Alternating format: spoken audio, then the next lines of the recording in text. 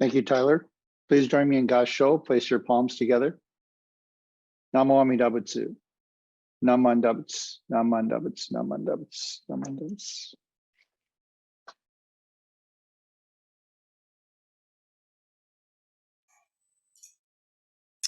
Great. Thank you, Sensei. So everybody, welcome. Good morning. Thank you for joining us for our What is Obon webinar. Just a reminder, this is put on by the Bonodori Taiko subcommittee of the BCA Music Committee with our fearless leader, Kemi Nakabayashi. Today's event is co-sponsored by Taiko Ventures and also the Center for Buddhist Education. Thank you, Koichi. Sorry, letting people in. So let's see, what else was I supposed to? That's it. Thank you. We're very excited to have Reverend Mas and Nobuko today to talk about Bonodori, and I can't wait to watch this video and see some pictures of these two years ago. But yeah, we're really excited. We know Obon season is coming, and a lot of questions about what's been going on. Are we going to go live? But during this pause, it's given us time to think about what Obon is and what it means to our temples. So, Reverend Moss has some really great ideas and brings a lot of history, and it's not only Obon in Japan, but also what Obon has become in the United States. So we were really excited when they agreed to participate. So without further ado, I'll hand it off to, I think, Sensei. Oh, no, we're going to watch a video first. Sorry, before we jump to the video, I just wanted to take a moment to thank our sponsors. So the Center for Buddhist Education, CBE, is powering the tech behind this webinar. So thank you to them for their support. And also Taiko Ventures. So Taiko Ventures is a new organization within the Taiko community that's revolutionizing the Taiko economy. And what they're doing is providing stability and administrative support for Taiko vocationists, those who earn their living by perpetuating the art of Japanese taiko drumming. So if you guys would like more information about Taiko Ventures, please check out taikoventures.com. We are now doing weekly regular town hall meetings. So if you'd like to learn more about the organization and the great work they're doing, check out their website and sign up for the mailing list. So like Tyler said, we're very excited to present this webinar, and we're going to kick it off with you guys all had homework. If you saw all of your website responses to the web form, and just in case you didn't do your homework and watch the video, we're going to start with a short 5-minute clip of a video of Obon Gathering of Joy from 1987 that featured Reverend Mas and Nobuko as they were starting to put together this amazing event at the JCCC Japan America Plaza in LA, and this was for Yuyo, one of Nobuko's compositions, and I think the first English Bonodori as well. So let's watch this, and I hope my connection holds up.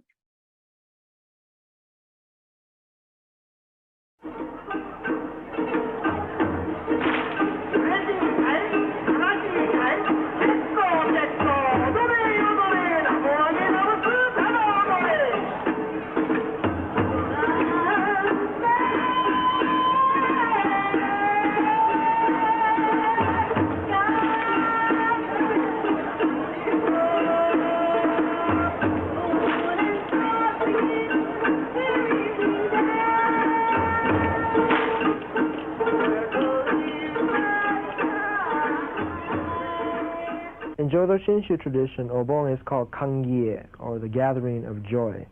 And it doesn't mean let's all get together and have a good time and enjoy ourselves. It means the gathering of those people who have experienced the truth, and therefore the joy that comes from having experienced that truth. It relates to the experience of the monk Moggallana, who had envisioned his mother in a state of purgatory. Moggallana sought counsel of the Buddha Shakyamuni to alleviate this condition. Moggallana was able to free himself from this anxiety through his deep religious insight and understanding of the Buddha Dharma. And as a result, he was caused to jump up with joy, and this was the beginning of what we have today, Bon Odori. Historically, when our immigrant grandparents came, they came at a very young age. I think the average age was 17. So that when they came, they had just vaguely childhood memories of what religious functions were. And they came to West Coast United States. And the whole history of first and second generation has been very anti-Japanese or anti-Asian, so that they were not welcomed. And the one thing that rooted them to a past that was supporting was this one festival called Obon. We of the Jodo Shinshu must come to understand that the true spirit of Kangie, that the gathering of joy can come about only through our own deeper understanding of the Buddha Dharma, just as it was in the case of the monk Moggallana. We dance not for the dead, but to truly appreciate and understand the tremendous karmic relationship abounding with those who have come to pass, and also to become aware of the impermanence of all life. There's a trend to go back to the original Obon as a folk dance and a religious exercise for ourselves, for our own benefit, not as a show to bring other people in. So the dances have become more and more simplified, the dress more and more simple, and more people of all ages dancing, as it was in the early beginnings here. I was artist in residence at Senjin Buddhist Temple this year. I was able to, over a period of time, to be a part of the process of making this whole event come together. In this area, dancing-wise anyway, maybe 800 to 900 would fit. That's not including the people who will be, watching. Okay, well, how the circle is going to be? Is it going to be oval, or is it going to be? Well, if the Yagura is right here, yeah. Just to fit it, we're going to have to put oval. We went through a series of meetings where Reverend Moss and the dance teachers came together and discussed what they saw Obon as being, and Yeah, I know. the true meaning of Obon. And I think a lot of times when we first started dancing, they only kind of closed our parents' heads. Well, We're the kimono, so we Well, were see, that's wearing how, kimonos. yeah, on the- historically that's how it started. Because the Issei's, every Issei woman had one very good kimono they brought from Japan. And it was the only occasion to wear it. And so historically it started that way. So that's a really great video. We definitely encourage all of you to watch it as well. The link was included in your webinar confirmation, but that kind of short introduction hopefully will provide you with some context for going back to watch the video as well. But with that little beginning opening, I wanted to take some time to introduce us. My name is Elise Fujimoto, and I am one of the co-chairs for the Bonodori Taiko subcommittee with the BCA Music Committee. And I am pleased to be with these two legends, just going through some questions with them about their experiences. Like Tyler said earlier, today's webinar will be kind of exploring the idea of Obon. The last couple years with all of us, going through the pandemic together, one of the things that we're seeing right now is a return to in-person bonodori, a return to in-person events. And for a lot of temples, I know personally speaking from my experiences recently, it's a good opportunity to evaluate why we have Obon, revisit the idea of what Obon really is, what it's supposed to be. And I think these two have a really great take on it. So we're going to talk to them a little bit about that. Reverend Mas Kodani, is a founding member of Kinara Taiko and Sansei minister at Senshin Buddhist Temple in LA for many years. He's a pillar of the North American Taiko community and a Buddhist community leader. Nobuko Miyamoto is an artist, activist, general legend all around. She started, doing West Side Story actress. She's basically created so many authentic kind of artistic pieces. She's a founder of the Great Leap Arts Organization and has composed so many beloved Bonodori pieces, Yuyo, Motainai, Bambutsu, and also Kangye that our committee helped to spawn last year. So welcome to both of you, and we're going to start the conversation now. So Reverend Kodani, the first set of questions is for you. I'm wondering, I've heard you say a lot that Bonodori and Taiko are two of the most JA things that we have. I wonder if you can talk about how our existing Bonodori evolved. Okay. I think it's unique because the way we do Bonodori is like nothing in Japan. It's not even close. But it's obviously descended from that tradition, right? So it really helps to go back a little bit. Bonodori was done sporadically since the Heian period, but only, one-time deals, so to speak.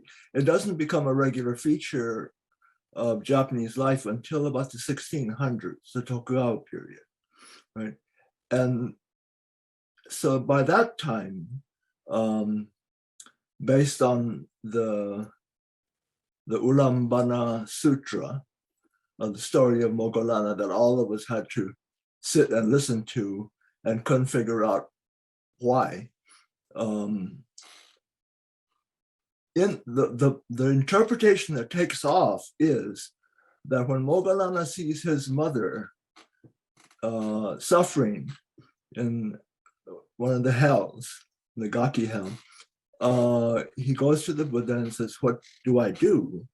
And the Buddha replies, "Continue your meditation and studies in Buddhism, and at the end of the rainy season, make an offering to the Sangha." That particular explanation takes off in Japan, of making an offering to the Sangha as being the cause of releasing suffering from a parent who has passed away, right? And this becomes the norm in Tokugawa, Japan. So every temple would sponsor this Bonodori and encourage the offerings made to the temple, etc., except Jodo Shinshu temples, right? So Jodo Shinshu temples did not participate in Bonodori. They held Obon services, but they did not have Bonodori. And the reason was precisely because of that interpretation, right? And that which they considered straight out superstition, right? So they didn't do that, okay? But Bonodori and the Obon season became a major event in Japanese life. So much so that in modern times, it's the equivalent of Christmas. Everybody goes home for Obon. And it's a national holiday. It's the biggest national holiday in Japan to this day. And that interpretation still remains. So that even here, we have made the mistake of looking it up in the Encyclopedia of Japanese Things and say it's when the souls of our ancestors return, etc., right? The problem with that is, if Buddhism says there's no such thing as a soul, what are you talking about, right? So Jodo Shinshu did not observe Bonodori. This is why when ministers from Japan came here, it didn't occur to them to start Bonodori, because in many cases they never saw it, especially since by the time of the end of the Tokugawa period, bon odori became so popular, right? And it was the one opportunity for unmarried people to get together. October became the wedding season for obvious reasons. Right? And when the Meiji Emperor comes to the throne, the Meiji Emperor's whole period is how to adopt and learn from the Europeans so they won't be colonized by Europe, right? And so it's a great heyday of sending people to study in Europe, all kinds of things. Nishihon Ganji was one of the first to send their best students to a tour of Europe, religious institutions. And so then when they came back, they gave so many suggestions, right? But the Meiji Emperor was so worried that as foreigners came to observe bon odori, they would be scandalized by it. Right? So he banned it. So for the whole reign of the Emperor Meiji, bon odori was banned as a licentious activity. All right. So when the first Japanese came from Japan, many of them had never seen bon odori because it was banned, right? So when it goes to Hawaii, it doesn't get active until very late. Everything in Hawaii generally is 10 years before us. So I think, and someone from Hawaii should look into this. It's a fascinating history in Hawaii. When did the first bon odori start? Under what conditions, etc. Right? And as far as I can tell, it's in the early 1900s that it first starts, before the picture brides, which is interesting. Because if it's before the picture brides, there are no women dancing. These are all young men in their teens and early 20s, some of whom may have remembered bon odori. And at that time, before the picture brides come, any occasion to get together, people jumped at.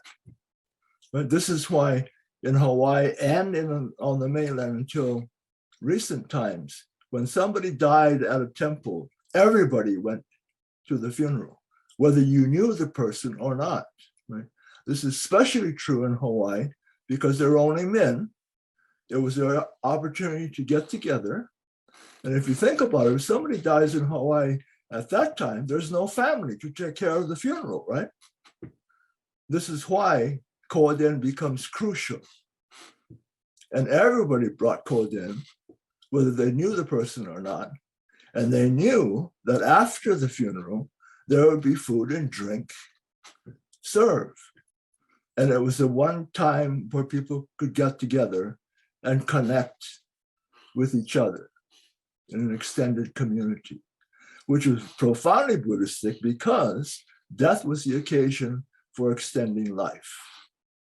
Because from Buddhism, it's the same thing. If you don't talk about death, you're not talking about life. Right? So that becomes very early a powerful thing. So some of them said, let's do bon odori. Right? And since the Japanese all came from different areas of Japan, mostly from Hiroshima, but and Kagoshima and so forth, you have this unique thing of bon odori using music from all over Japan. Right? Anywhere you go in Japan, it's only that village and only one or two songs at most that are done all night long. And that's what caused this licentious problem, because somewhere around 2 or 3 o'clock, the young people were disappearing, and then coming back pregnant in October. So that's why the Emperor Meiji banned it. Right? It was reinstated by his son, the Taisho Emperor. Okay, because the whole period of the Meiji was to emulate European culture and civilization, and they did, and they got to the point where they became such a power that they could not be occupied. they achieved what they set out to do. Unfortunately, they also became a colonizer. Right? But during the Taisho period, which is 1912 to 1926, is the whole swing back to the question, we know what is European, but now what is Japanese? And the Taisho emperor lifts the ban on Bondori at a precise time when popular music was being recorded in Tokyo. And the first big hit was a thing called the Tokyo Ondo. It was so popular, it was on the hit parade for 2 or 3 years and stimulated city Bondori. All right. So the country ones were beginning to start up again, but the city also accepted it. And it became huge, right? And that's the background of it, okay? We don't start on the mainland until the 30s. Somewhere in the mid-30s, at downtown LA, the Bessin, they discovered carnivals, that this brings in big money, right? And not only for the community, but for the surrounding community, because everything Japanese was very rare and unique. Chicken teriyaki was something really unusual, right? I can walk down to the corner hot dog stand and get teriyaki now, right? But at that time, it brought in huge amounts of money. So the young people said, they approached the Betsuin and said, why don't we have a Bondori at the same time? Right? And they said no. The ministers got together and they talked about it and discussed it and said, that's not a good idea because it takes away from the religious meaning of Bondori. Right? They were right, of course, but they said, okay, let's try it once. And when they did, I think it was like 2,000 people came. And it was such a success, they couldn't very well say no. And that was in 1938, all right? So that became the set way of doing it until it didn't last very long because 1941 was Pearl Harbor, 1942, we were in camp. But the one thing they did in camp was every camp reports a Bondori very early, right? In an atmosphere where anything Japanese was frowned upon, all right? The Christian ministers spoke in English, but there was always somebody from the government at that service listening to it. The Buddhists, who only got established a year after the Christians in camp, for obvious reasons. The Christians had help from outside churches. The Buddhists were all inside, right? There were no outside Buddhists, right? And most of it was in Japanese. So Reverend Art said, because he was 18 or 19 at the time, they had to hand in the Japanese sermon before it was given. And it had to be translated to English to check, to see what they were going to say. And he showed me some of it because he had to edit the English, where it was just blanked out. You can't use this term. You can't say this. You can't. So it was rigidly observed. Right? Why? Because the Buddhists were suspect. Why? Because they were the most Japanese. Right? Everything we did was from Japan. Right? And this divided the Japanese in camps, pretty much between Christian and Buddhist, and a third category of the Shinto groups, right? And this is why in most camps, and in Southern California especially to this day, JCL means Christian, everybody else is Buddhist. And it's split. In other communities where they're much smaller, they're together. But here, it tends to be that way or looked upon, and it's from camp. right? Because the JCL kind of took over and represented the Japanese in camp, right? And pointed to, not straight out, but implied that we were the problem because we were the most Japanese, right? Within 24 hours of Pearl Harbor, all the Buddhist ministers were arrested because they knew where they were and were considered the most Japanese, right? Some Christians went, but most of them did not. In Hawaii, there were too many of them, and so they just shut them down. They couldn't meet for the duration of the war. The Christian Japanese could, right? So there was this division that took place, right? Yet, the one thing, the Buddhists were really pressured not to do anything Japanese. But it's really interesting. Every camp reports having done Bondori from a very early period.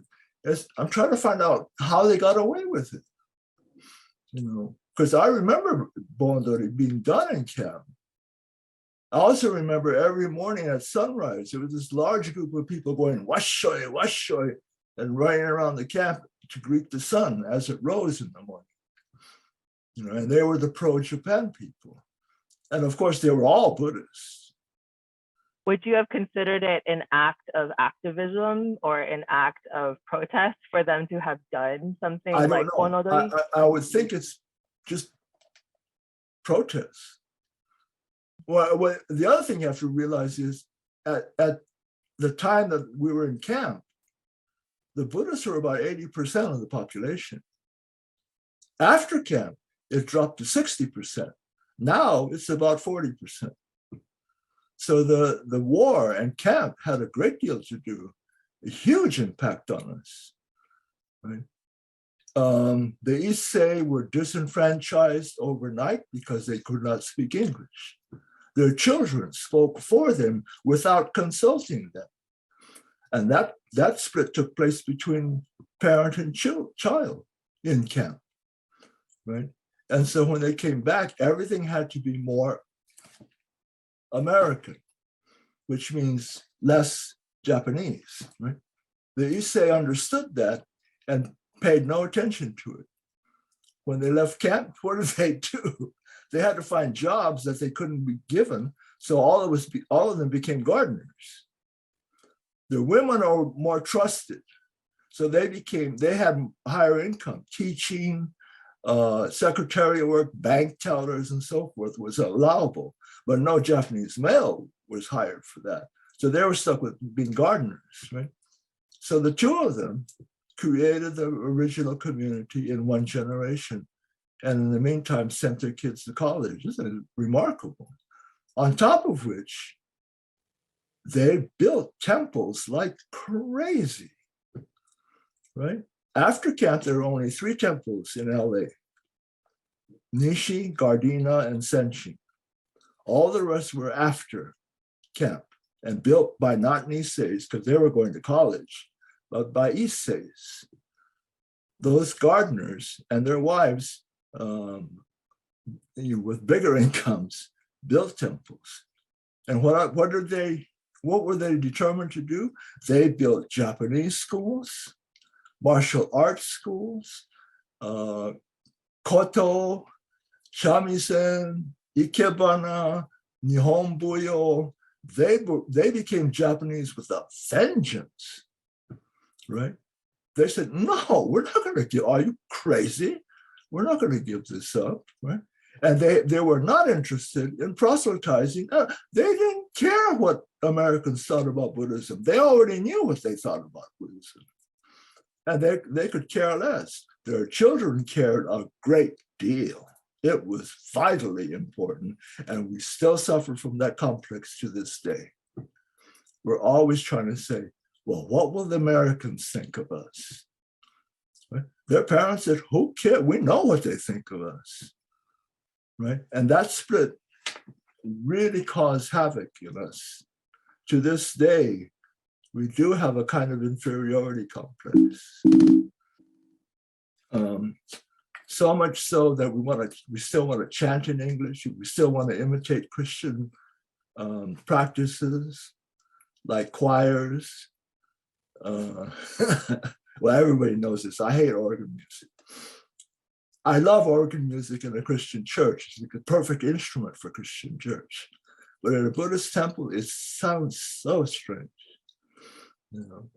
Anyway, so when we come back from camp, Bondori is immediate. It starts up immediately in the new temples and at Senshin, right? I'm trying to pinpoint when it is. At Senshin, I think it's the picture I have is the earliest is 1953, but other people have said it was earlier than that, right? And the only exception with Senshin is it was not part of a carnival. We had a carnival separate, and then we had Bondori.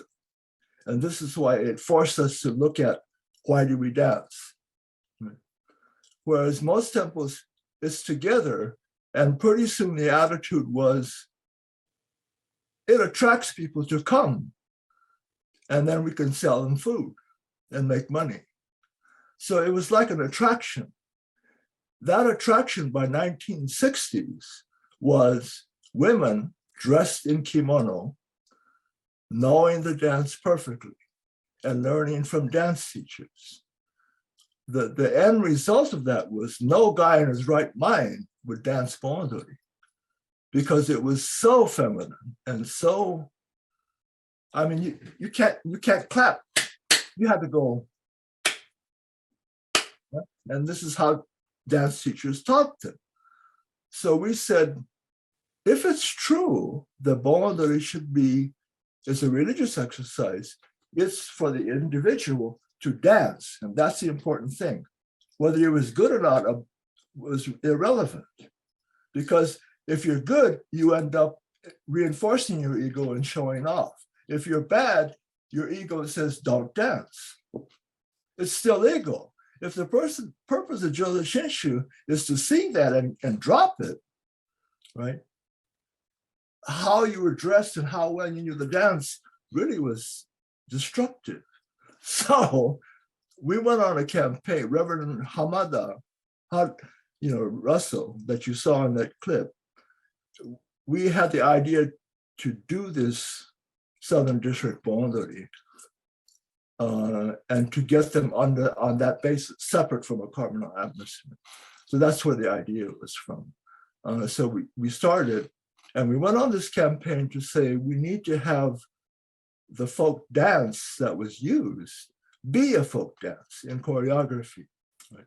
And we got in real big trouble because at the time, most of the temple's teachers were Nihon Buyo teachers, right? And they thought we were attacking them, which we were, So I got a phone call saying, Sensei, does that mean then you don't need our services? And I said, well, we need your services if you'll teach it as folk dance, not as Nihon Buyo, because we're trying to get everybody, guys especially, to dance. And they said, thank you. And they pulled out, right? And Sanshin's name was dirt for the longest time. Right? But when they pulled out, what happened was there was somebody in every temple who loved to do folk dance, but was not part of Nihon Buyo. It was not obligated to teach in that way. And so they re-choreographed it in a simpler way. I think 2 years later, a woman from Japan named Komori Sensei came, and she had Nihon Buyo, but she also did modern dance, took ballet and so forth. So she knew all the dance forms, right? And folk dance, Nihon Buyo, Nihon Minyo. And because of that, she was kind of on the fringe of the dance community, right? And so I called her and I said, would you be willing to re-choreograph some of the dance songs that we use? And she said, sure. And we told her the problem, and she understood it perfectly. And she choreographed, I think, about 8 songs. And we started to use them. Right? When we did, we conned key YBA leaders into wearing a yukata and geta and dancing. Right. Once that 1 year when they did that, the following year, guys start coming in droves. Right. And they started wearing yukata, something they would have never done before. Right. And so it became more balanced. Right. And little kids start coming. Little tiny kids started coming. Right. And that's how it started. All right. The problem with it is, for most temples, the very people who need to dance don't, because they're manning the booths. And that's a perfect excuse for them not to dance. And nobody wants to dance Bondori at first because it's embarrassing. But that's precisely why it's important. It's a religious exercise. It's putting you through this embarrassment to show you your own ego. Not only that, it shows you more, if you're persistent at it, it shows you how persistent your ego is, because once you learn it, your ego takes over and flaunts, right? This is the same true if you go to a regular service. If you're doing a new sutra, you're timid as heck. You don't want to make a mistake, especially if somebody is sitting next to you don't know. That's more important to your ego than learning a chant. That's why we change chants all the time. The minute you get good at it, we're doing something else, right? And that's what a ritual is for. That's the real meaning, I think, of Jodo Shinshu ritual, is to make you slightly uncomfortable with this explanation, so you will bump into the occasion that forces you to see your ego. Anyone can say, I have an ego, right? And everyone who says, I have an ego lightly does not see his ego. Right? You need help to see your ego, because I can see your ego, but I can't see mine, right? This is why it is not true that you can understand Jodo Shinshu without going to the temple. It's not true at all. You have to go, because that atmosphere is saying the purpose is to see your ego and be so shocked by it, you let it go.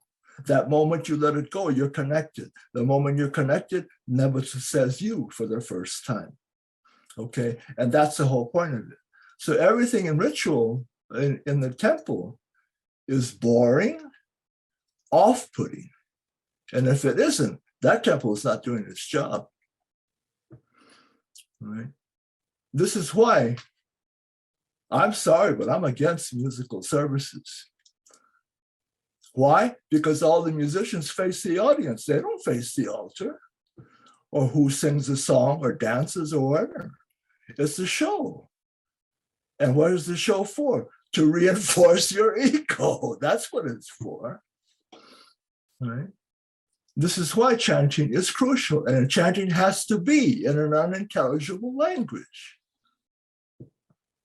Because if it's in a language you understand, your ego is working twice as hard with meaning and all that and trying to control it. Right? So Bondori is the same way. It's a powerful thing for us. It's the annual time our body learns about ego. Right?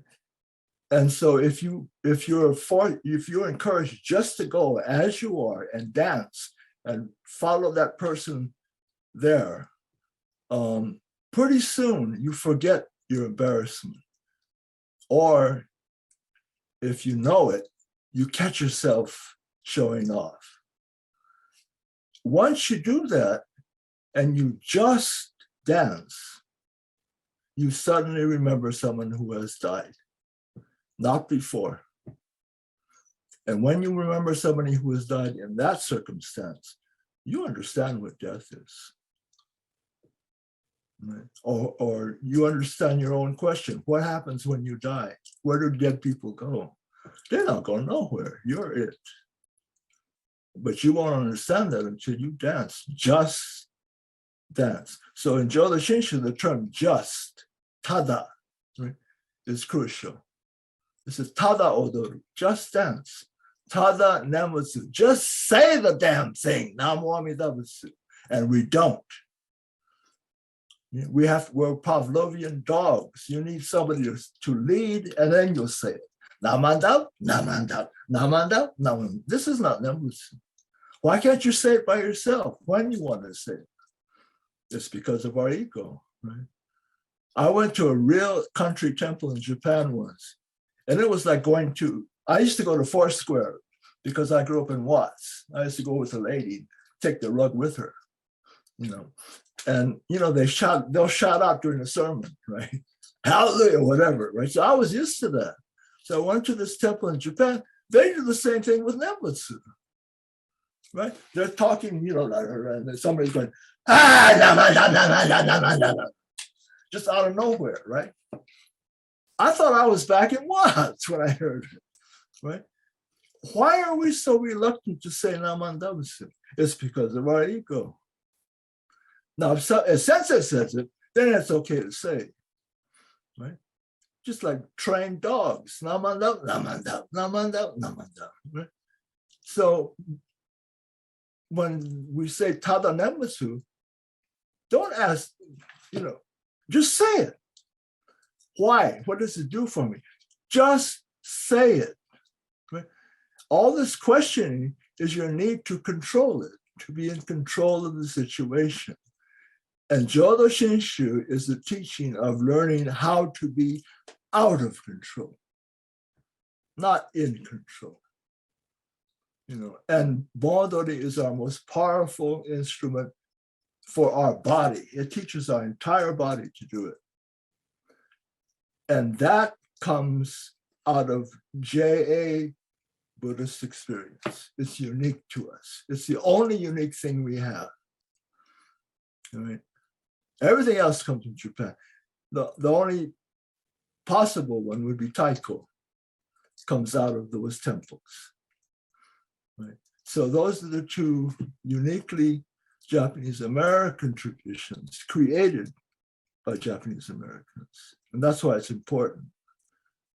My concern is if the temples continue associating Bondori with carnival, when carnival is no longer feasible as a fundraiser, Bondori will die with it. Right? There are a couple of temples in BCA, like Senshin, that are separate, which means if, you know, a lot of people come, which Bondori is at its peak now, so a lot of people will come. But even when they disappear, those temples will still dance it every year, and they will understand why they dance it. Right? This is why Northern California temples have a handicap, because their income from the carnivals are enormous. And until they can find another way of covering that, they will have to continue that way. But I don't think that the Bondori, if you did separate it, it wouldn't affect the carnival income, I don't think. Nishi has tried it down here for a couple of years, and it hasn't affected it. So they're thinking of separating, you know, that kind of thing. And that's the background of it. You know. Then the other part was most of the Bondoris in Japan have nothing to do with Obon. They're folk songs. Right? They very rarely talk about Buddhism at all. Right? So this is why when Nobuko came back from back east, I conned her into trying to write a song in English, and she did. And we've been sort of off and on. She's been writing them ever since. How many by now? 6, 7? Something like that. Yeah. And they're the first with Buddhist theme. So that too, I think, is a JA first. The other one is that I need to say is that Ondo is this aberrant creation by Japanese Americans who are not Buddhists. Because Ondo does not mean dance at all, right? Ondo means to take the lead, literally. Ondo means to take the lead. And it's one of two types of folk songs, right? Ondo is where a single person sings a song and there's a backup group that does kakegoe. Ara e sa sa, hi yoi yoi, right? And one singer sings the lead. That's why it's called ondo. When you use the term ondo in Japanese, if you are at a party and you want somebody, you want to make a toast, I'll say, at least take a lead. Ondo shite kudasai. So lead us in a kanpai, a cheer. Right. That's ondo. If you go to a baseball game in Japan, the guy who's leading the cheers, he's doing ondo. It has nothing to do with the dance. But most of the dances for Bondari are in ondo format. Right? So it's something, something ondo, something, something ondo. Or the other form is bushi or fushi. And it means a narrative about a place or a figure. So it's a long narrative, either by one person or sometimes by a group of people. So it's a way of, it's a musical form, ondo or bushi, tanko bushi, right? Tokyo ondo. In LA, okay. Sorry, he told me to cut him off if he's going too long. This was great. Thank you. Right. Okay. But we definitely, so Reverend Kodani took us on a ride. We went all the way. That's why Elise is here. Amazing, all the way to modern times. And now I want to transition us over. I'm going to show two short clips of Kangye, Nobuko's composition that she just did for our committee last year during the pandemic. So this is a piece that Nobuko composed for the return to in-person Bonodoris, celebrates arguably maybe like the next iteration maybe of us coming back from being in pandemic back to in-person Bonodori. So we'll show a little bit of this and then we'll go back into more questions. So I'm going to share the right screen this time.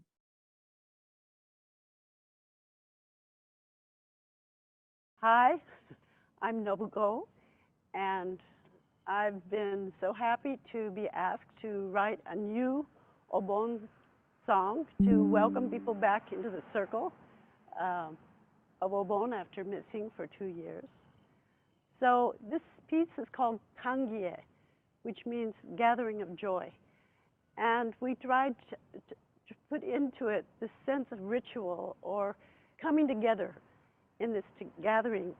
But also I wanted a sense of fun and what are the things that we're thinking about when we're dancing, or preparing to dance. So it has some of that element to it as well. You're going to hear in this music elements of gagaku, the sound of the sho and tsutsumi and the yells and things like that maybe you don't normally hear in Obon, but we're trying to combine the very ancient and the new. So this movement, the first movement, comes from the dance that goes along with gagaku. It's called bugaku. And the first movement is stepping to the right. Okay, that was the first clip. And now we're going to the second clip where we can actually see the dance. If you want to see the entire video, also, the link is also in your meeting confirmation, and we can also distribute it afterwards as well. And this video does include an entire tutorial as well, if you all would like to dance this at your respective bonodoris this summer. But we're just going to play a short clip now of the actual song and dance together. You know, and just dance. That's what yuyo means, just dance.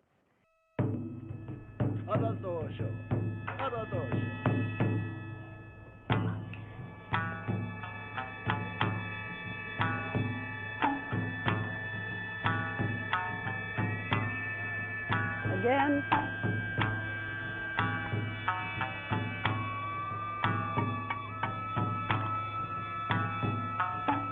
2 claps.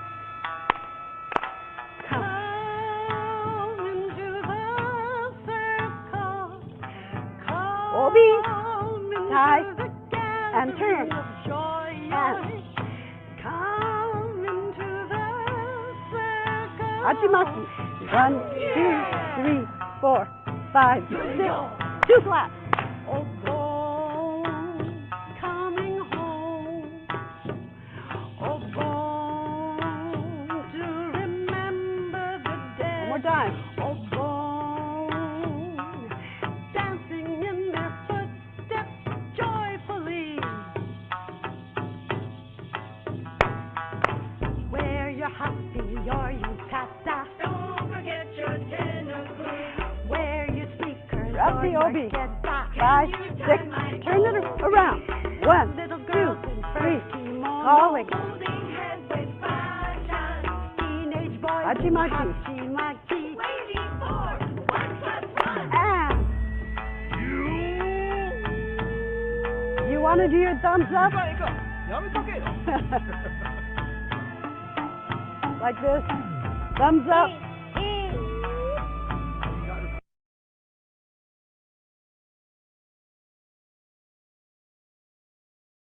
So again, that video link is in your email, and it's a beautiful song, beautiful dance, and it really kind of celebrates us coming back in person, all the things we love about Obon that Nobuko has put together. So I encourage all of you to take a look at that video, look at the instructional pieces of it, and dance it this summer at Bonodori. Or, you know, we danced it at Senshin's Keirokai this year, you know, to Reverend Masa's point, let your ego go. Dance it whenever you want. It's open for everyone to utilize.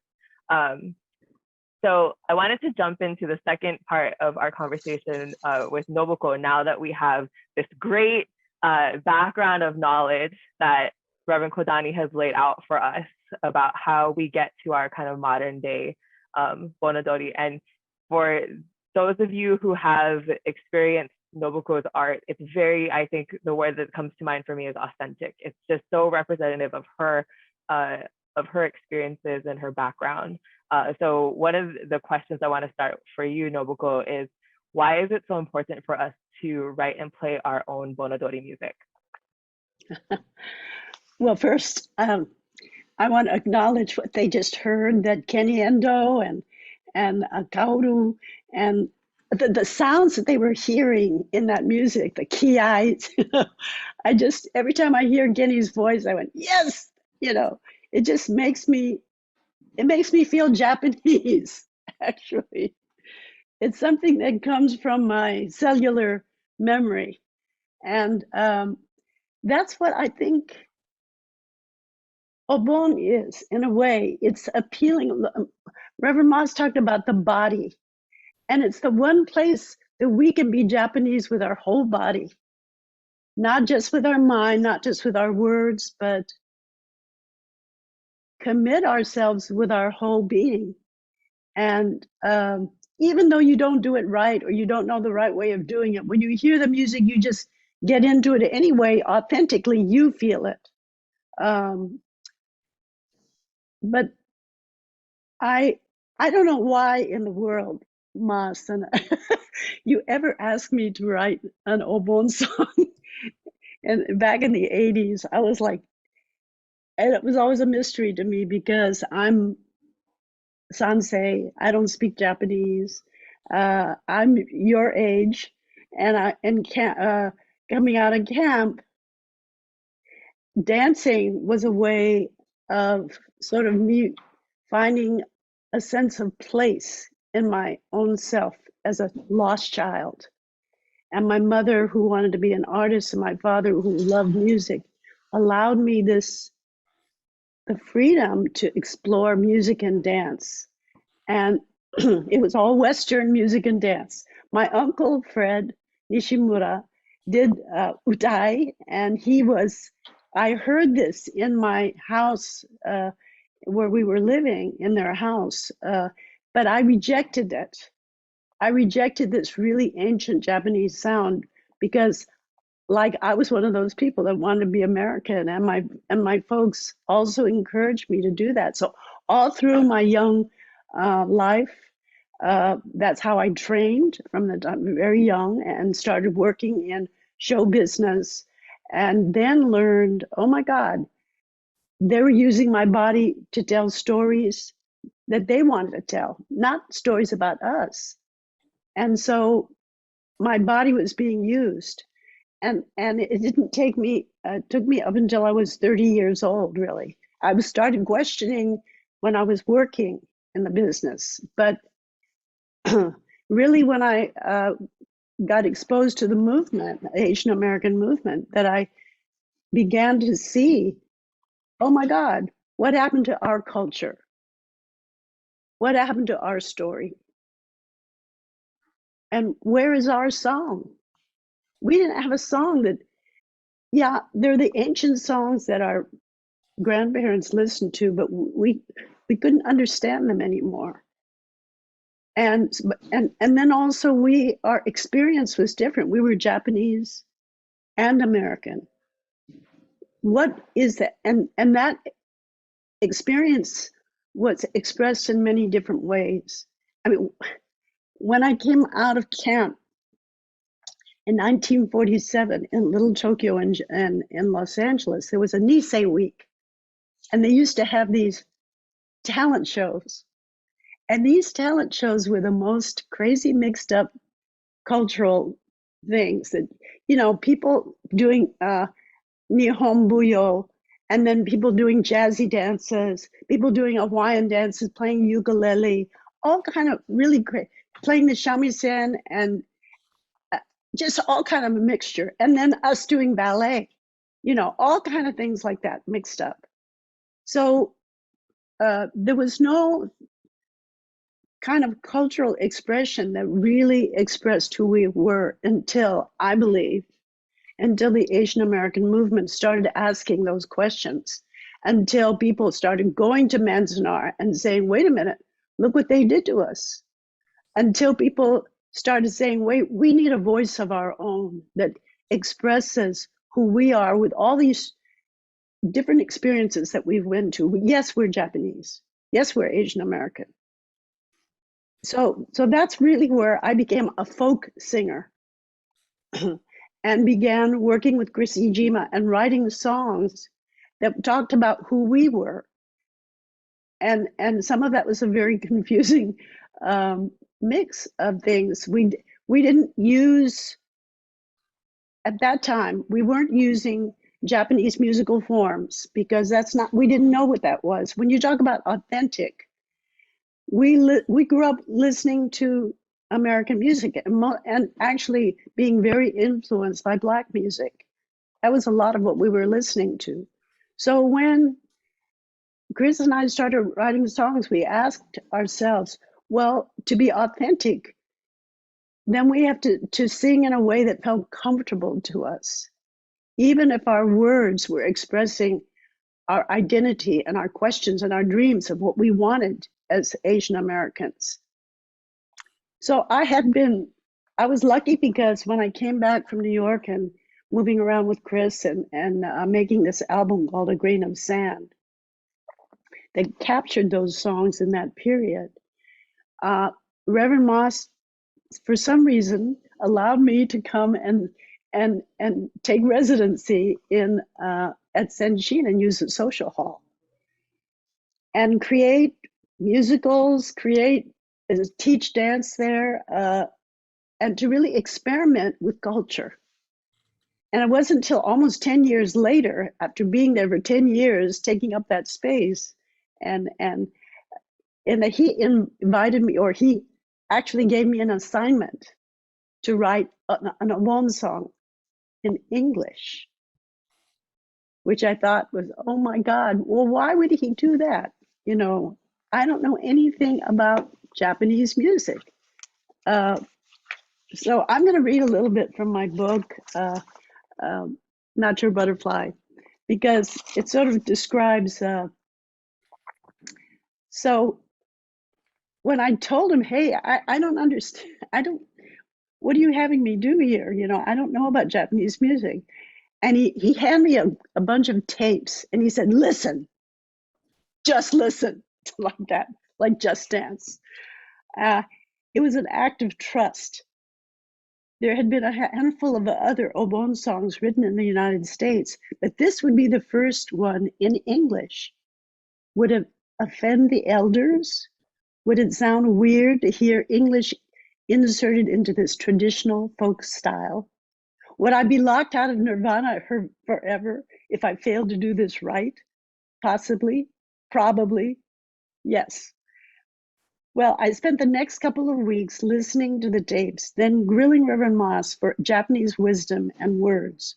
We finally came up with the title Yuyo, meaning just dance, meaning throw away your ego, don't show off, don't worry what other people think about you, just dance.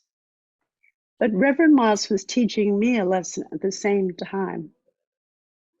I had to just write the song in the best way this Sansei misfit could.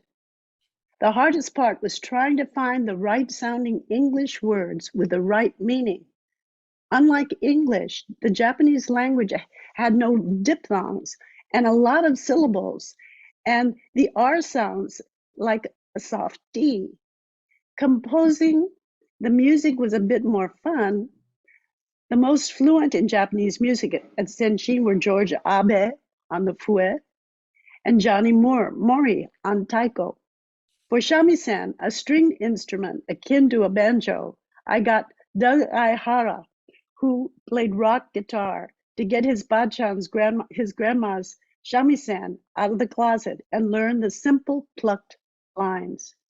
I convinced 3 or 4 brave young women to chant the kakegoe.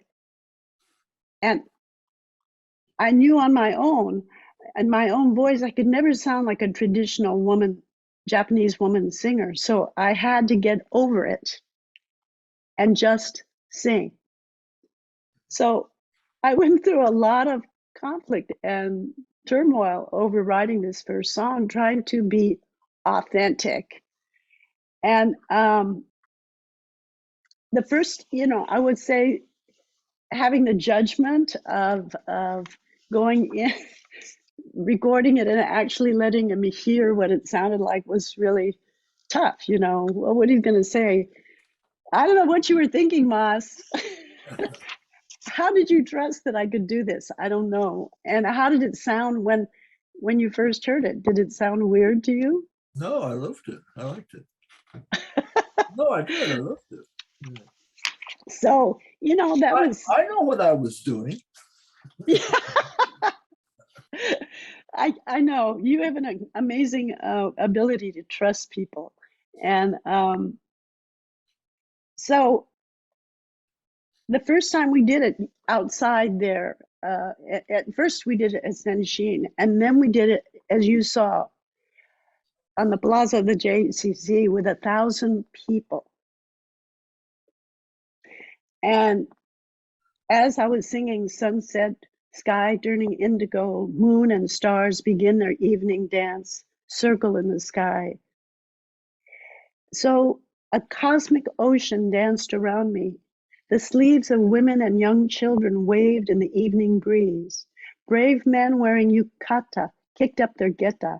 Teens in the hoppy goats kicked up their tennis shoes. Elders danced with babies in arms. 1,000 souls moving, carefree, smiling, dancing. Yuyo, just dance. Watching the cosmic dance, tears of wonder and gratitude rose in me. I let go and just sang into the indigo sky. We were all connected, those in the circle and those gone before us. We were all moving as one. So that was my really deep experience of ritual, of knowing what ritual was, to be part of the sea of humanity. And I saw the power of it, and that what our ancestors did and what we had listened to in those scratchy records in those early days. And now, for the first time, we're doing it live with real musicians, even though we were struggling to figure out how to do it ourselves. But each time I wrote the next song, and then each time it got a little bit easier. So Tampopo was the second song. And I got the idea of it.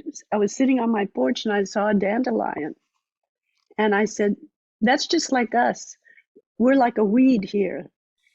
People want to throw us away, but the Tampopo's seeds will fly freely and plant and take over in another place. There's no really way of uprooting us anymore. We're here. So you're talking about content, of why a lot of the songs, most all of them, are taken from Buddhist teachings, because I hung around with Reverend Moss.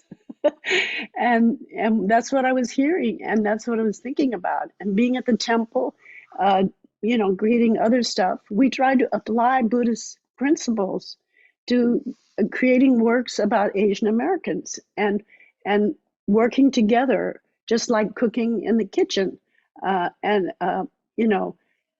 working together. That's part of what Buddhism is learning how to work together, to be together, to move as one, to think as one.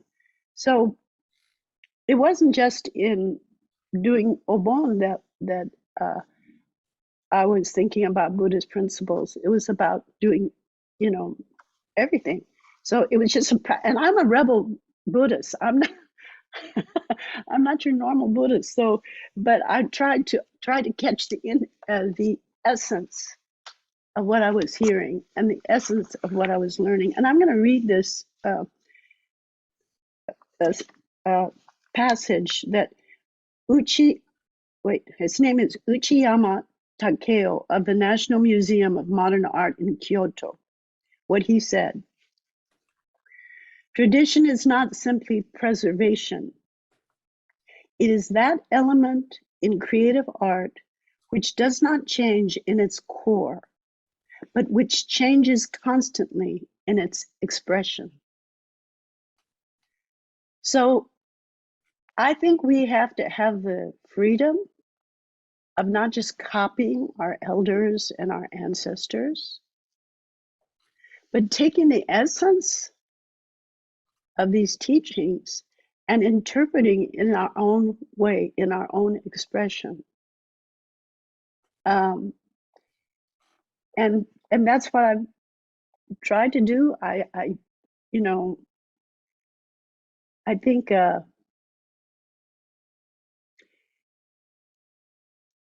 I doubt myself all the time about doing it, but it's just, okay, let's just do it. Just jump in and just dance and just try. Just try. And I haven't done what others like Kenny and Mark Izu have really deeply learned Japanese music in that way. I haven't done that. But I've tried to catch the essence in the writing of words and then the way that I do things. to try at least to practice in that way. That was beautiful. And I have to say, I mean, as someone also who does not speak Japanese, as someone who relates with, current popular music, it's just so unapologetically authentic. And I love all of your musical creations. And I think we all have something to learn about that as well. So for, I guess, for both of you, yeah, I don't know, sorry. I'm all over the place with the questions. This is so good. I've just been listening to everything that you both have been saying. I'm wondering if you could talk a little bit about how temples, as we start to think about back to in-person Bonodori, as we start to think about everything that you both have talked about with the history of Bonodori, and then this entire conversation about kind of being true to ourselves and our authenticity, what's important to consider as they're planning these summertime Obon festivals this year or in the future? What I think is an amazing thing is that, just like Reverend Moss brought up about the Japanese people adapted in camp, they did Obon in camp. That's a lot harder than what we're trying to do now and getting back to Obon after COVID. That took a lot of bravery. And even though I've asked people about that, they said, oh, it wasn't resistance. I said, that was an active resistance. And they said, no, we just wanted to do it.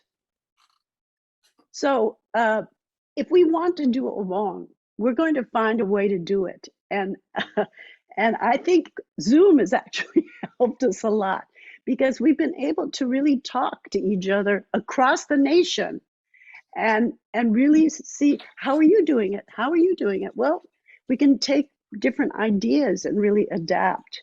And I think that's been so stimulating to me. I mean, I learn more about Obon by coming on these seminars and listening, and the history of Obon, Iwanaga, and on all these, innovators that put to practice what they wanted to do and just did it. And that's what's going to happen, I think, and also younger people writing Obon songs, the next generation that is happening also. You see much more of that going on. So I think this is a space that been created by our ancestors that we're stepping into, and we're going to make it our own one way or another. And the people will decide what they love to do also. I think that's what folk music is. People will make choices about what felt good to their body, what felt good to dance to, what are the words they want to hear. Will they listen deeper? That was a goal with Kangye. Listen, make the dance so simple that you can listen. That's what Reverend Moss kept saying. Do it, make it simple. You saw how simple that dance was. You don't have to think about what the next step is going to be. You can just listen to the words, let your body do, let your memory take over, do it the way your body wants to do it, and deepen our ability to let go. So anyway, I think that people are finding a way to do it, and also through these conversations that I think it's important for us to know what is happening to us while we're doing it. It's not just a fun thing that we're going out there and all this. Wait a minute, why are we doing this? Thinking about the meaning of what we're doing, not just the act of putting on a festival. Yeah, I think the fact that Nobuko wrote it in English makes the idea of Obon understandable while you're doing it, which is important. That while you're doing it, and so why do you do Obon? If the answer is clear, you don't really understand it. It's like, why do I chant? I don't know why I chant. But if it's not there, I am not going to that temple. Right? I can give you all kinds of logical explanations of what happens, but that's not the reason I have to have that chanting, and not online. It has to be in a group at a temple. You know, I can dance Bodori in my room, but it's not the same thing, you know. So when we're saying you have to have an understanding of why you dance, it's not a clear understanding. It's like, I have to have chanting. I don't know why, but I have to. And it has to be unintelligible.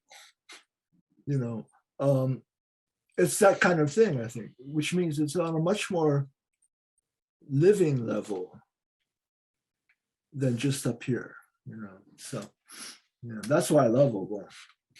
It's always something around the corner, you know, like Nobuko's next song, right? And our fighting over the choreography, right? That's what's living about it, I think. It's a live thing. Yeah.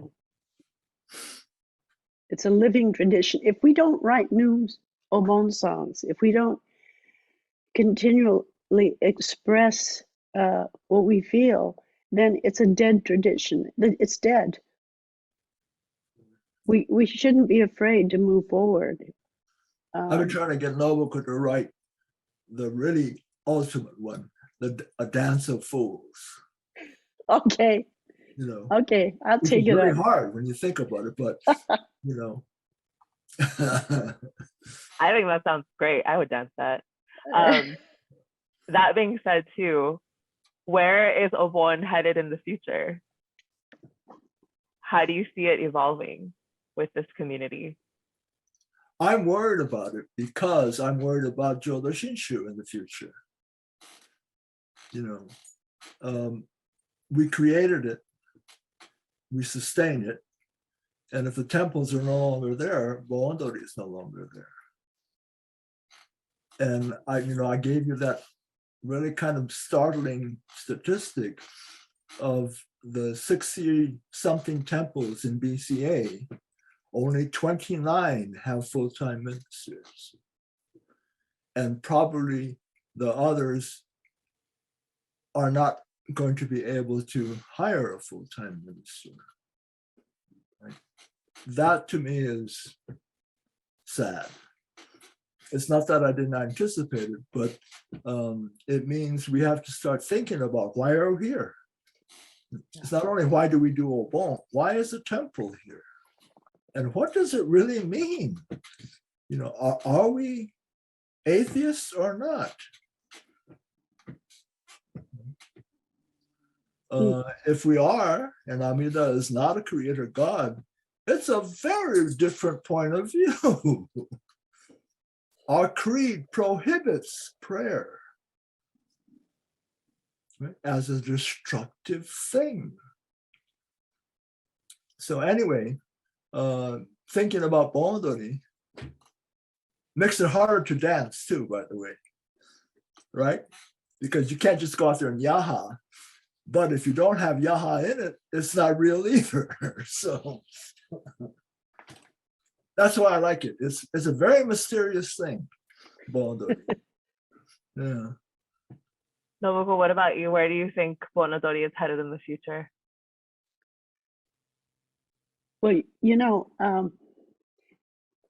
I do this festival called Fandango Bon, which combines the Mexican tradition of Fandango from Veracruz with Obon. And after one of, we've been doing it for several years, and after one of them, this woman who had cancer and who plays jarana in the Mexican tradition, she came up to me and said, I needed that.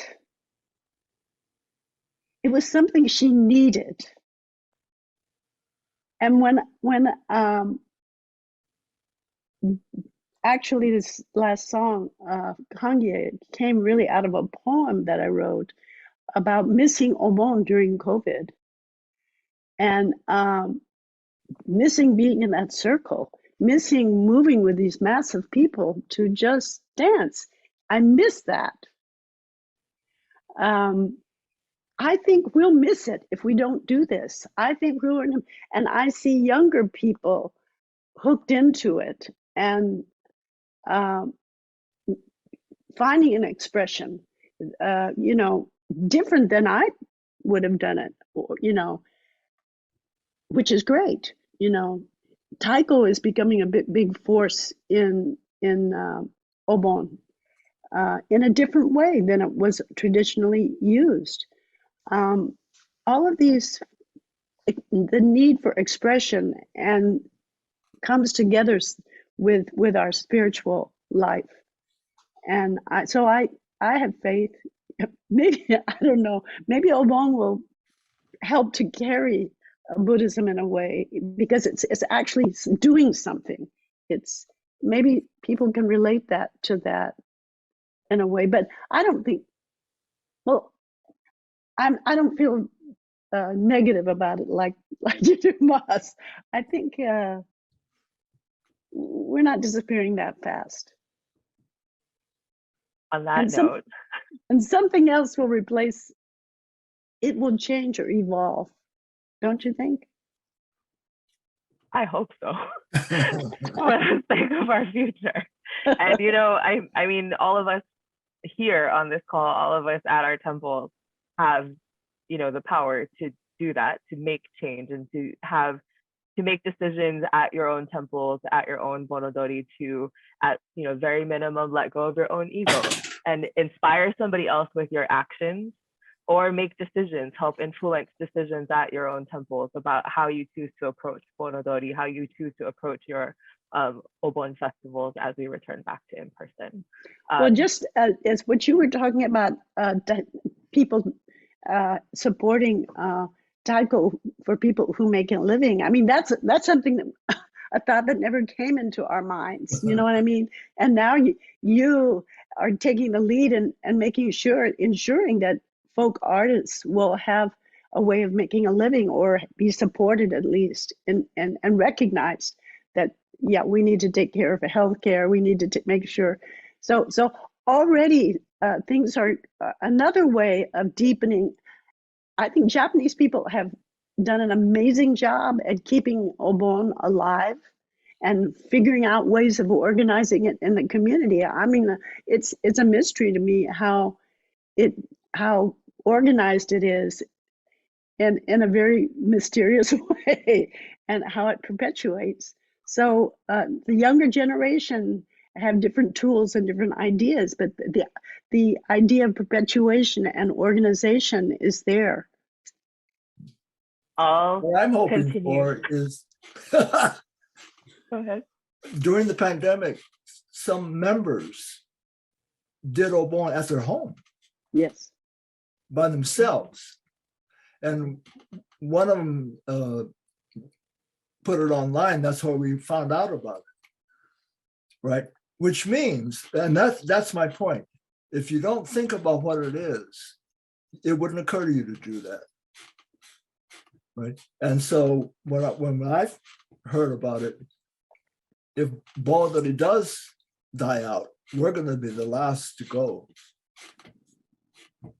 We are, And if every temple thought that way, we're going to be the last to go, but it's going to be a long while.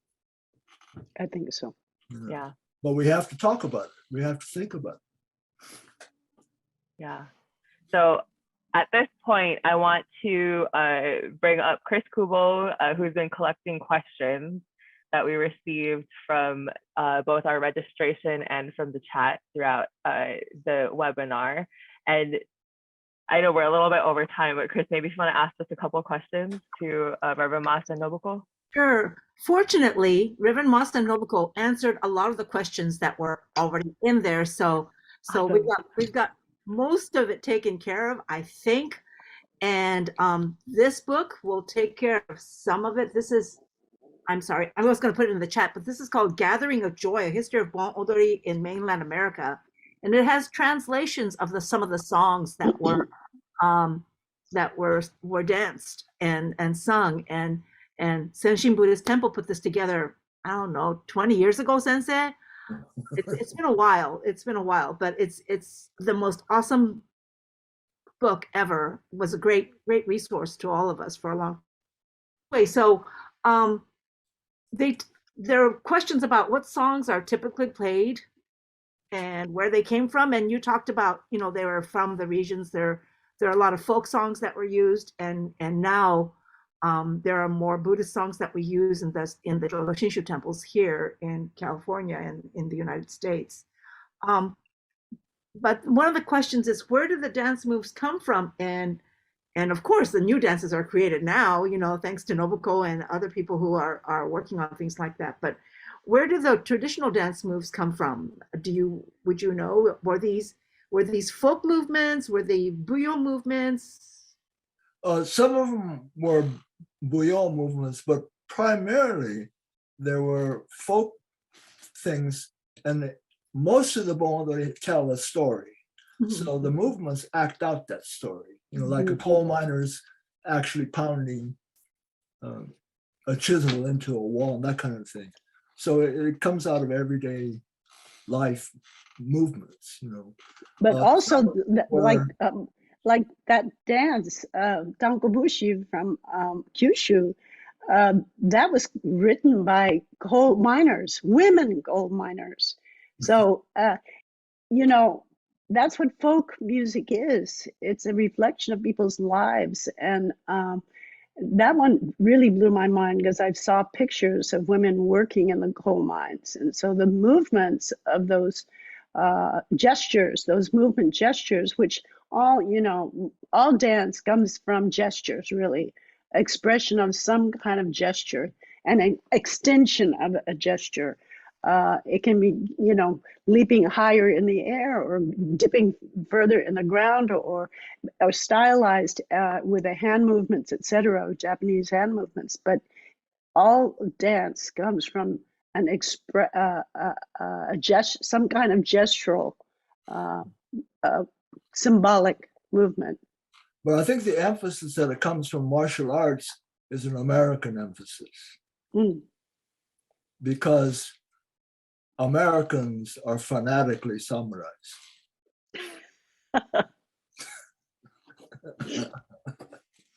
And Jodo Shinshu does not come out of samurai culture. It comes out of peasant culture. Okay. Speaking of Jodo Shinshu, Sensei, so one of the questions was, what would Shinran Chonin think of Odori? That's the $5 million question or something like that. Yeah.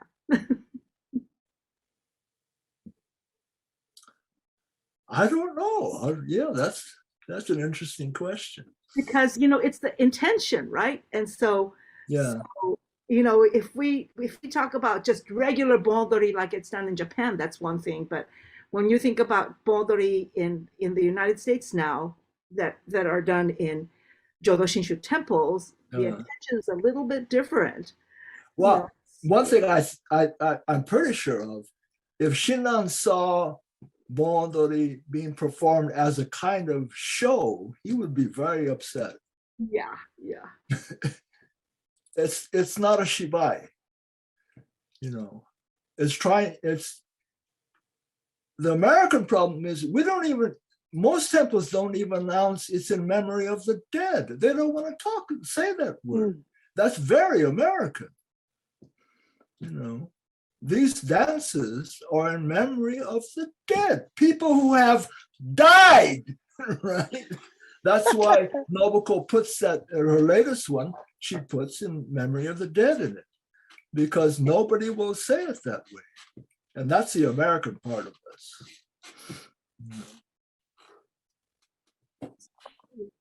And the last one, well, one of the questions was, what do you think of bone dances being danced to like Michael Jackson and ABBA and Bon Jovi and things like that, which has been like a trend, fairly recent trend, I guess. The last No, maybe they've been doing that since the 70s. have they? Okay, Yeah. 1+1 is that, yeah. Okay, because we were way out here in the Inaka, so it's kind of hard to keep up with the trends. But I remember somebody doing Tangobushi to respect Aretha Franklin's Respect. really? Yes. Arizona Yes. does every year a dance to Kokomo, Yeah. right? But I think the issue becomes, is it shibai or not shibai? Is it for show or not for show? But you know what? I think that sort of reflects the fact that people, we've heard American music in our heads, in our ears, and it feels comfortable to our body to move to this music, and to use Japanese movements to it. It is sort of this contrast, and it's a statement in itself that people feel, okay, I hear this sound and I hear this rhythm, and I'm going to do the Dangobushi movement to it, and it's fun to do it. It's telling a story in a way when you think about it. And lastly, this is another one of those $50 million questions, is that are there plans for an Obon Taiko workshop or a Bukkyo Taiko retreat like we've had in the past? I know that you've done something fairly recently because you had an anniversary for Senshin, but for Kinara, but is there something in a more general sense that Well, are working? Kinara has done 2 workshops for Bon Taiko. Okay. But most taiko groups don't like it, and most taiko groups don't attend it because it's an entirely different kind of taiko. Yeah. Right. For Bondori, there should not be more than 1 taiko because it's not a format for the taiko group to perform. The Bondori taiko is to support the dancers. And if you don't know the dance and you're playing taiko, you're in the way. That's our position anyway. It's very difficult to do Bondori taiko. It's minimalist taiko, which for most taiko players is wrong. So hard to get rid of that ego, Yeah, it's very hard. We were lucky we had a person from Japan who taught us how to do that, and it's not a set beat at all. It's all improvised. And it took George 10 years playing with him to get a hang of it. And it is difficult, but it immediately, it helps you dance.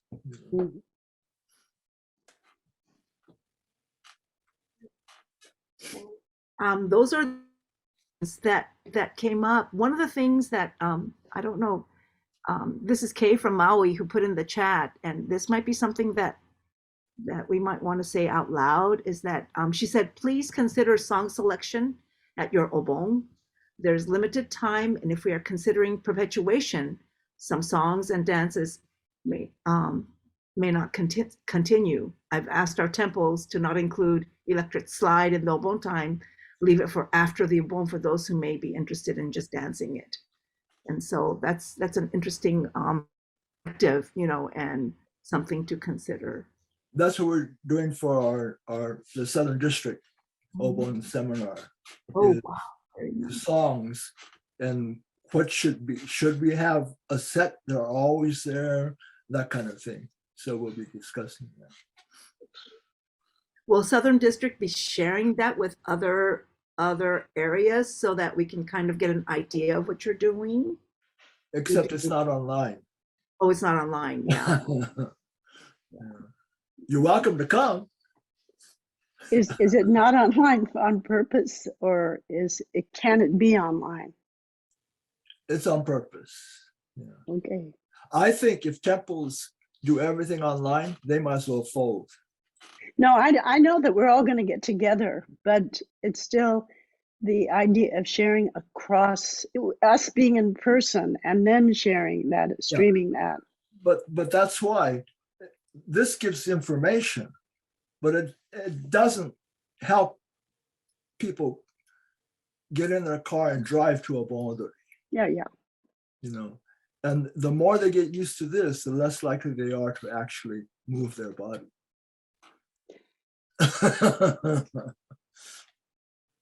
Well, you obviously know I'm against online. Well, thank you very much. I think that pretty much is the crux of the questions. If other people have questions, if you could put it in the chat or, yeah, raise your, I guess we can't really see the hand raises right now, huh? Since we're. While we're doing that too, I just wanted to share, we have a slide for upcoming events too. So Barbara Moss talked about the Southern District Bondori Seminar. Okay, can you guys see my screen? This is just some upcoming events happening. So April 14th, Nobuko was talking about Fandango Bon is at Scripps. And then this is April 22nd from 1 p.m. to 4 p.m. Although I think the potluck starts at noon. There's a Southern District Bondori Seminar and potluck at Senshin. So if you would like to go and will be in the area, call or email Senshin Buddhist Temple and you can come. And then April 27th, there's going to be another Fandango Bon at Cal State LA. May 13th, there's an upcoming BCA YouTube live stream of Buddhist holidays. And then also on May 26th, there's an event crossing over at the Jodo Shinshu Center featuring David Quirk Thornton and Carmela Davalena. So those are just some things to look forward to.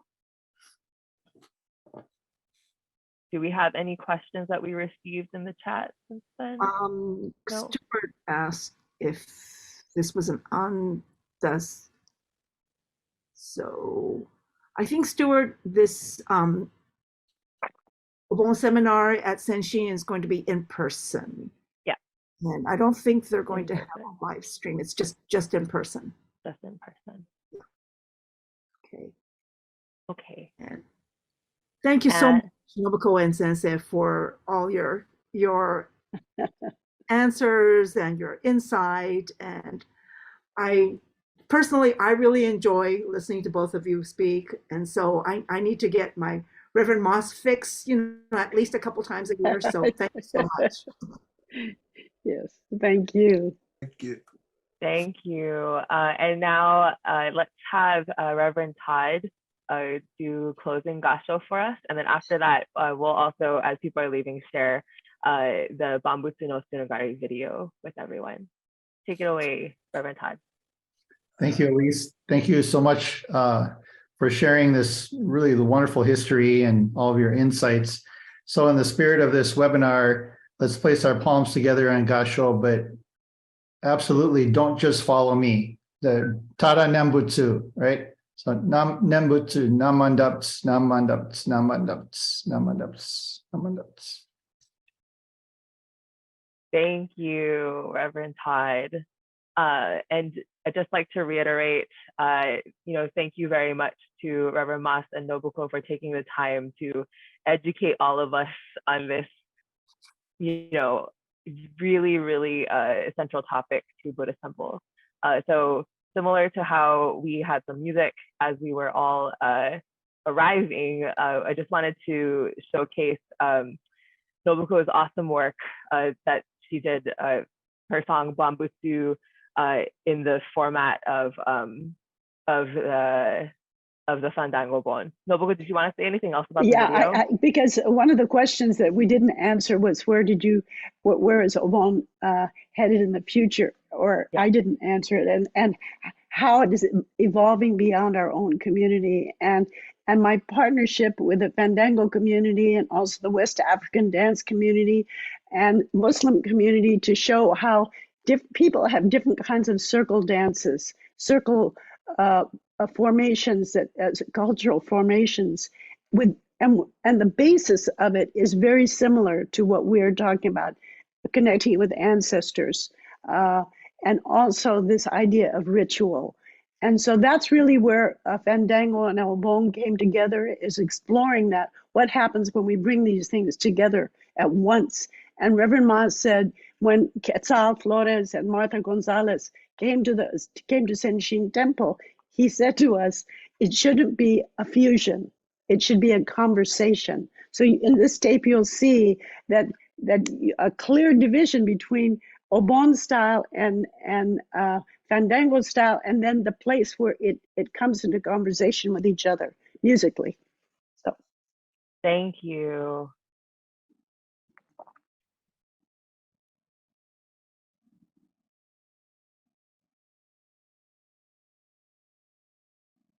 My name is Nobuko Miyamoto. We're going to learn today a dance called Bambutsu no Tsunagari, which means 10,000 things all connected. Now, Fandango comes from Veracruz, Mexico, and Obon, of course, is from the Japanese tradition, which we dance in a circle to remember our ancestors. I'm going to teach you this simple dance, only 4 steps, very easy, okay? So this is the fun part. You are going to put yourself before your camera, and you're going to shoot yourself doing the dance.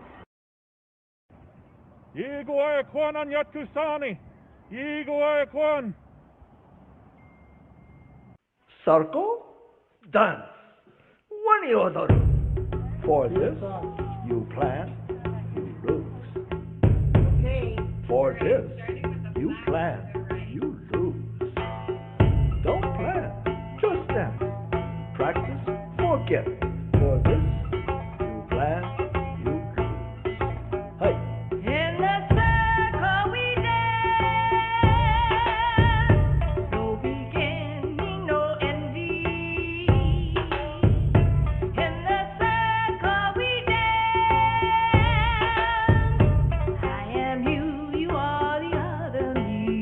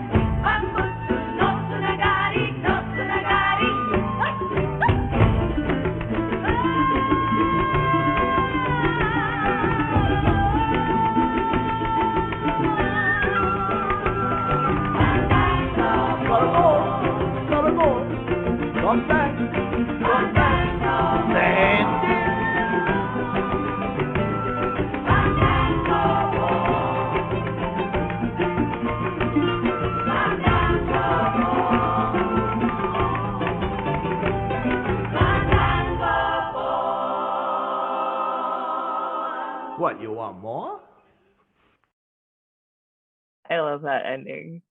What, you want more? On that note, we could probably talk about this stuff all day, but it's been great having all of you here. Thank you again to our great speakers.